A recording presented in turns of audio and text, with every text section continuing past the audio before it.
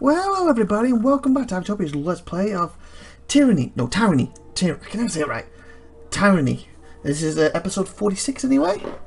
Okay, where we left off last time, I chatted to him, I believe, so I was going to chat to these, and hope to chat to these, and then I was going to talk to this dude. Oh, tell me his name in a minute. Tuna. Okay. Let's talk to you. Faithbinder, Kalu, IVATOPIA, I see you return to the fold.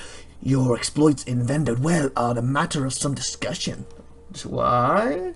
Vanderwell is the name of the central plateau of Tears, a mountain ring valley of rivers, floodplains, and scattered farmlands, once ruled by House Vander of the realm of Apex. At the heart of the valley, in the mountain spear, and at the base of the massive stone structure is an old citadel, built centuries ago, largely left unused until recent times.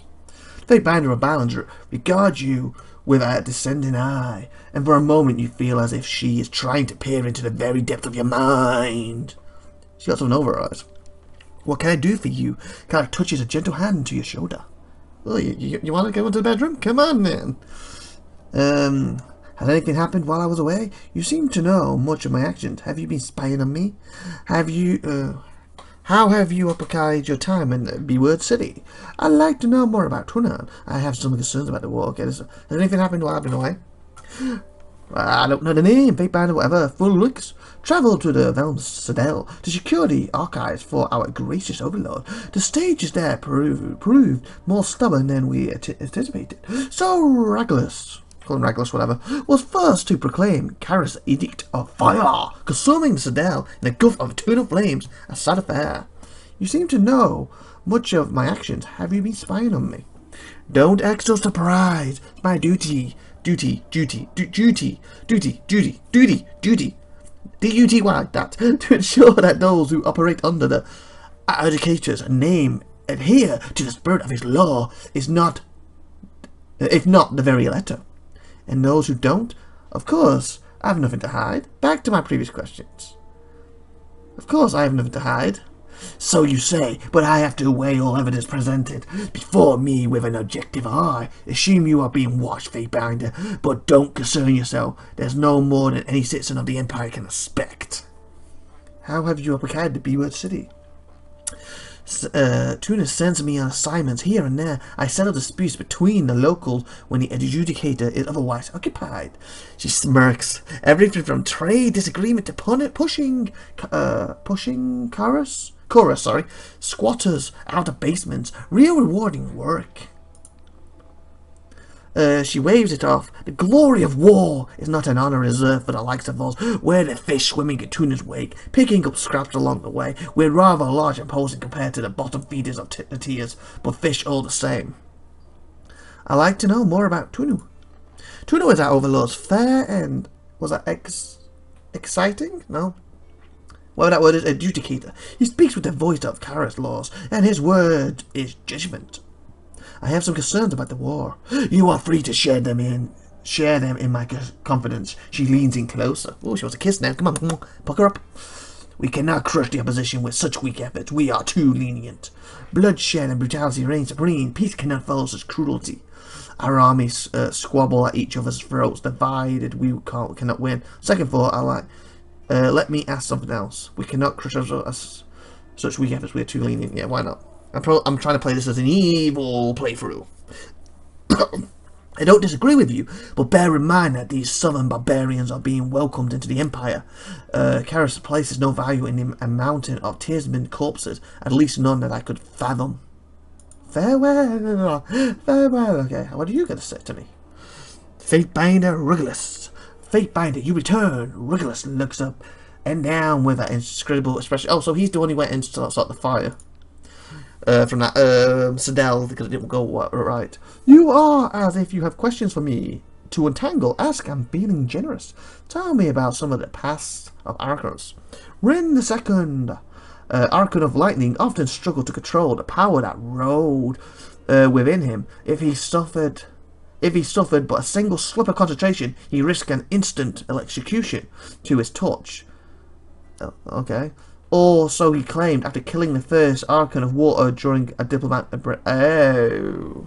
I see what you're saying. basically the guy's like, if I don't concentrate, it's a mistake, I kill someone. In other words, he's trigger happy with his magic powers, and he had an excuse for it. So it's like, so we're here to diploma? No. I killed you. Oh, wait, no, I didn't kill you. It was an accident. I lost concentration. I'm sorry. That sort of thing is basically what he's getting at. Where did you study when you were younger? I've been a ward after court for as long as I've been aware. As a child, I demonstrated holy perfect recall, and I absorbed all that tutor and my tutors had to offer. Tutors, not tutors. Tutors, not tutors. Judas. That world. I remember hating all the lecturers and wishing, blah, blah, wishing I could learn at my pace. Funny how I envied the stage of the tears, how they could spend their whole lives reading and never exhaust their library. Neat. Of course, now the Veldum Citadel is nothing more than a burning waste. You were jealous! What do you think about the other Faithbinders? You need to be more specific than that, I'm afraid. There is, on last count, slightly more than a handful of us. What's your opinion of Faithbinder of war? Nugent, keen, brash, and heavy. Heartily, braggart, with fondness for bloodshed. He can be utterly unbearable at times. His justice is fair, even if he schools towards rather exciting and uncompromising punishments on the times. So the gist of that, what I'm getting is, the guy's fair, who we're talking about, but if he finds you needing a punishment, he's a little on the extreme side. You need to be more... Okay, same thing. What's your opinion of Faithbinder balance? Oh, me. Ooh, that's going to be interesting. Balance. Callan, so basically it's him and then her, I guess. Callan is the finest among us. Her... I guess. Oh, so that's probably what... Like, he's the most extreme, she's the middle, and he's the gentlest, even though he's the one who burnt Citadel to the ground. Whatever. Anyway, Cidadel's the finest among us. Her discernment is beyond reproach, and she is perhaps Tuna's favourite. She has a mind of suspicion and observation, and that makes others uneasy. We who operate within the confines of law have nothing to fear, of course. You need to be more... Okay. What's your opinion of me? Oh, this is going to be good. I have pondered your impulsive nature. It vexes me constantly. Your support of the Scarlet Chorus only affirms my belief that you are among the more severe and unpredictable members of our office. I like the unpredictable part. And severe, yeah, that's what I'm going for. I'm going for evil. Basically, I'm out for myself. That's what I wanted to play as. It seems I'm doing it here. Okay, you need to be more... Okay, done that. Let's talk about something else. Okay, naturally, Faithbinder, what would you like to discuss? Can you tell me about the Old Worlds and the Bane? With which should I start? Tell me about the Old Worlds, not Odd Worlds, Old Worlds. Odd Worlds, which should be a game, didn't it? Abe on it, the Odd Worlds. Well, not for PlayStation, original one. PlayStation 1, I believe. Like Bandicoot and that, and I'm losing the plot if I get back to the game. Tell me about the Old Worlds. Technically, I was talking about the Old Worlds. The Old Worlds of the PlayStation, Sony. We know little enough about the ancient structures, save that they predate all historical record. The forbidding ruins crisscross the Tiers and North alike. Centuries before we raised our cities. No, be raised, wouldn't it? I'm confused if that's raised as in, you wiped the city down, or you raised it as you brought it, built it up. The only one old enough to guess it's likely Karis. Tell me about the Bane. The Bane are found in the Old World, but much of their defying qualities still escape me. They are creatures of smoke, claw, and fang. If you find yourself unfortunate enough to fight one, remember that spells are effective against them, but grab the attention of others lurking near. Okay, so what you're saying about a face of Bane, magic is strong against them, but it attracts more Banes, I guess. So is there a way to kill them without attracting others? I don't know. Let's discuss something else. As you will. I'd like to know more about the Tiers. The political entrance of the Tiers are essentially split between the Beware Tier, the Younger Realms, and the Free Cities. Of which would you like to know? What can you tell me about the Beware Tiers? The Beware Tiers is the most northern of the Tiers and was the first to bow to Karis' reign, though the need event fell unwillingly. So basically forced them. Karis has his eye on the Beware Tiers for many years before he marched on her capital city. This is the hub of trade and commerce. Claim the markets and the people will follow. Okay. I'm curious to know about the Younger Realms. The Younger Realms sprawl the middle and southernmost tiers and can be catalogued as follows: Apex, Azu, Haven, and Stalwart. Azu was renowned for its especially fertile land, which fed the whole of the tiers. That was before Kara's Edict of Stone blighted the land. Stalwart is also worth mention for its comprise the whole of the southernmost tier and proves the toughest and most defensible of the realms. It is often said that other realms will not fall while Stalwart yet stands. The local army wages bitter war against the disfavored, though the Edict of Storms has cut off the best of the defense. It is only a matter of time before Stalwart falls. I would like to hear about the free cities. Free city knights. Oh yeah. Okay, there are free cities remaining. You know, you could have gone, 4 free cities, 2 free cities. Why to be free? There's free cities remaining. Las Harbor, Spiral Moor, and the Barrows in Chains. The first and strongest of the free cities was the Setting Sun, which Karos crushed in 429. He destroyed the sun? What? It's about Karos is the name of the legend for the centuries of with the Edict of Torment. As most powerful magic is the Edict, the remaining free cities were quick to surrender. Back to my previous questions. Of course, go on. I want to talk about the sages. I will not speak of the sages. They are no better than charlatans and cons, wholly selfish in their ill pursuit to hoard all knowledge from others.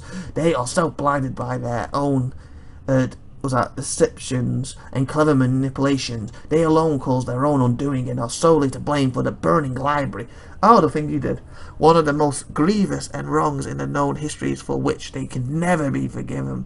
Previously known as the Velden Citadel, the arcane and ancient home of the sages is now the site of a volcanic crater. Eruptions of lava begin during the conquest of the Tiers, and the corrosive forces failed to claim the library in the Overlord's name. Cursor and the Edict of Fire to break the siege, and read the word of forbidden knowledge stored there. The citadel has been the citadel has been into smouldering ruin ever since. Is that the thing that I did at the start? You know, when I had the choice of doing certain things, or is that what he's done? I guess him, because he's going, oh my god, how dare you, we don't want to talk about that.